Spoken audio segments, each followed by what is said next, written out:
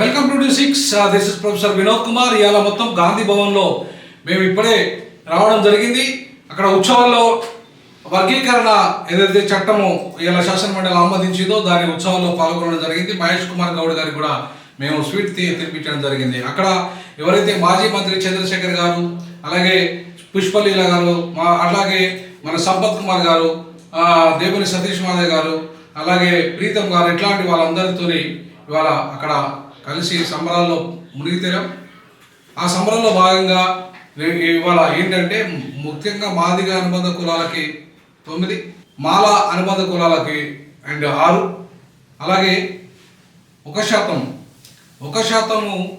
ఇవాళ సంచార జాతలకు ఇవ్వడాన్ని నేను స్వాగతిస్తున్నాను.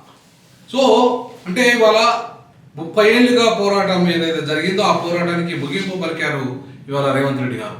ఏ మాట అయితే వాళ్ళు కాంగ్రెస్ పార్టీ మేనిఫెస్టోలో పెట్టి వర్గీకరణకు మేము కట్టుబడి ఉన్నాము, ఖచ్చితంగా అధికారంలోకి వచ్చిన తర్వాత అమలు చేస్తామని చెప్పేసి ఏదైతే మాట ఇచ్చారో ఆ మాట నిలబెట్టుకున్నారు. సో ఆ మాట నిలబెట్టుకున్న సందర్భంగా ఇవాళ గాంధీ భవన్లో జరిగిన ఉత్సవాల్లో నేను పోవడం జరిగింది, పార్టిసిపేట్ కావడం జరిగింది. అక్కడ ఉత్సవాలలో ఇవాళ మాదిగలందరి తరఫున మాదిగ మేధావిగా మాదిగలందరి తరఫున నేను ఇవాళ మహేష్ కుమార్ గారికి ఇవాళ స్వీట్ పెట్టడం కాకుండా రేవంత్ రెడ్డి గారికి ఇవాళ నేను కృతజ్ఞతలు తెలియజేస్తా ఉన్నాను. ఇది మాదిగల పోరాటం ఫలితంగా వచ్చిన విజయంగా భావించాలి.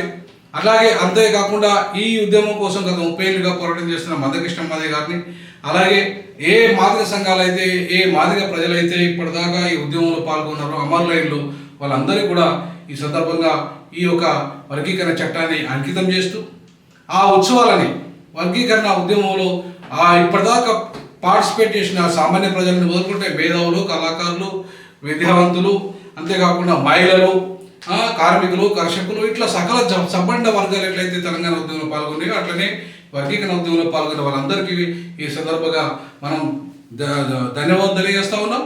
తప్పకుండా మాదిగ జాతి ఆకాంక్షలు భవిష్యత్తులో ఇంకా నెరవేర్చే విధంగా కేవలం వర్గీకరణ 5% ఉన్న విద్యావంతుల సమస్యనే, ఇంకా దళితుల సమస్య, ఇంకా 95 మంది పేదల దళితులు, దళితుల సమస్యలు చాలా పెండింగ్లో ఉన్నాయి. ఉమ్మడిగా మాలలు, మాదిగలు, ఇవాళ మిగతా 57 ఉపకులాలు అందరం కలిసి ఉమ్మడిగా రేపటి నుండే కార్యాచరణ మొదలుపెట్టాలి. భవిష్యత్తులో దళితులు ఖచ్చితంగా ఒక రాజకీయ శక్తి ఎదగాలి.